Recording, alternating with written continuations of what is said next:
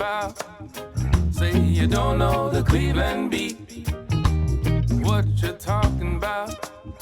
Say you don't know the Cleveland beat. You must be crazy.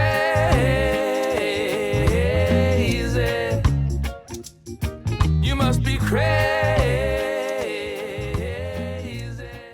Hello and welcome to the Cleveland Beat once again. I'm here with Dennis Castiglione, who as Outreach Program and Development Manager orchestrates an amazing nonprofit called the Harmony Foundation.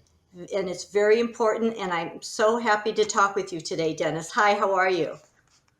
I'm great, Deanna. Thank you so much for having me on.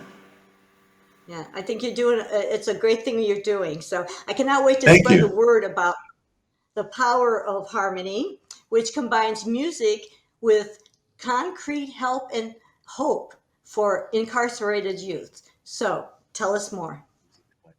Yeah, you bet. Well, the Power of Harmony was actually created here in Cleveland, Ohio, based on my experiences volunteering at the Cuyahoga Hills Juvenile Correctional Facility here in Cleveland. I volunteered back to in 2011 is when I started, and primarily as a faith-based ministry. And as I got to working with the young men, I realized that once they were out, they really didn't have a rudder. They didn't have a good bridge from being incarcerated into the real world again.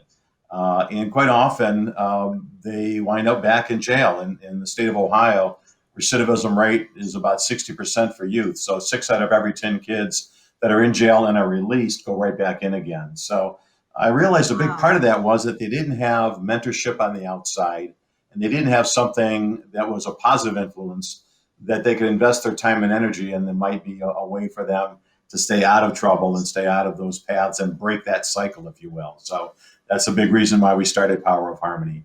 And I'm excited about where it's going. Yeah, oh, absolutely.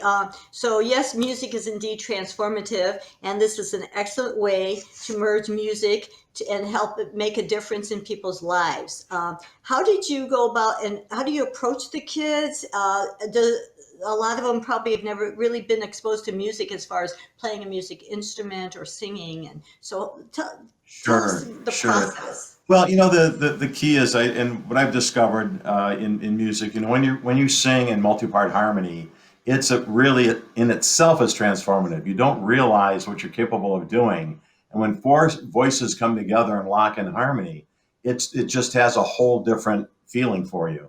And we felt that if these young men had that experience working together in creating good music, that this might be something that they could invest themselves in and find a more positive path. So we do it in four different ways. One is through performance, and that is bringing performances into the facility. Right now, they're all virtual, obviously, because of the pandemic, but bringing different kinds of music in to perform for them.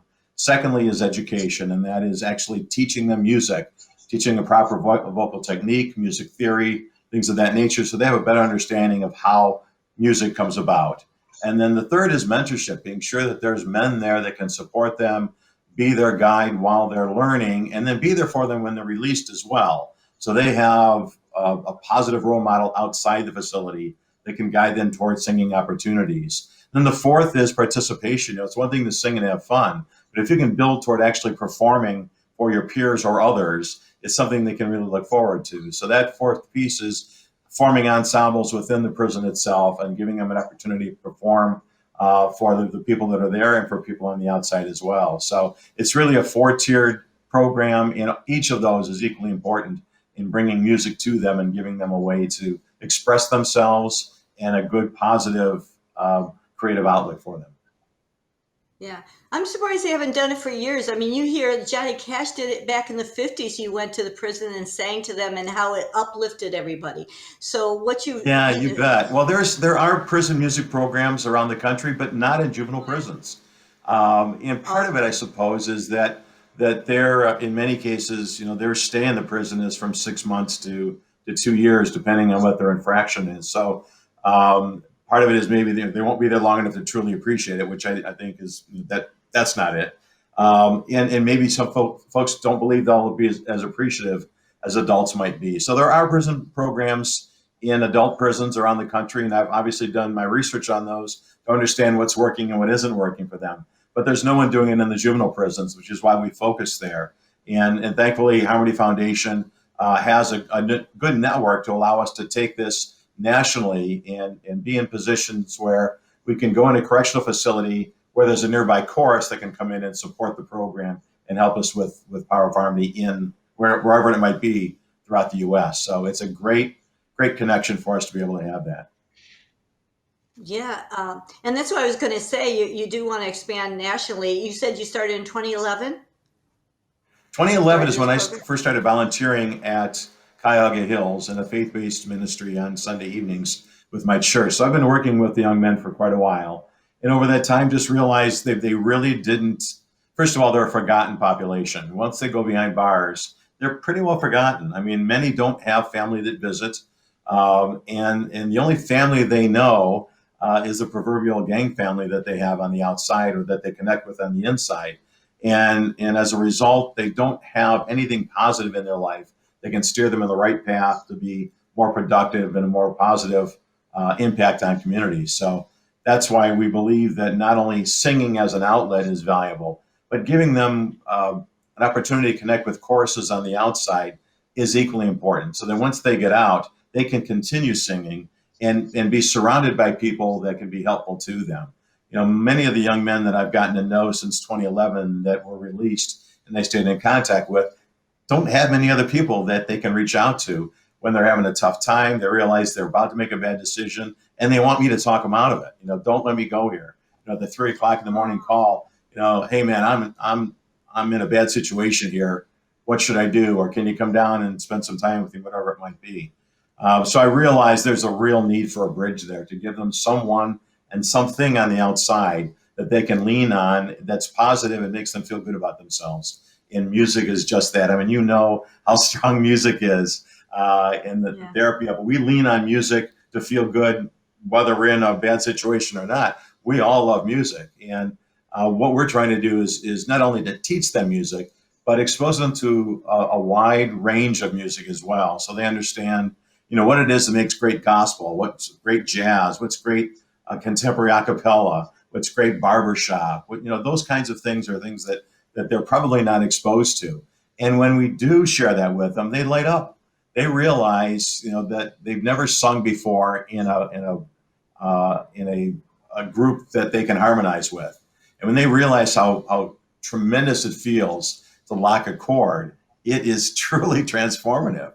And you see on their faces like, wow, did we just do that? Let's do that again. So it really is a great feeling for them and something to perpetuate. You bet. Yeah.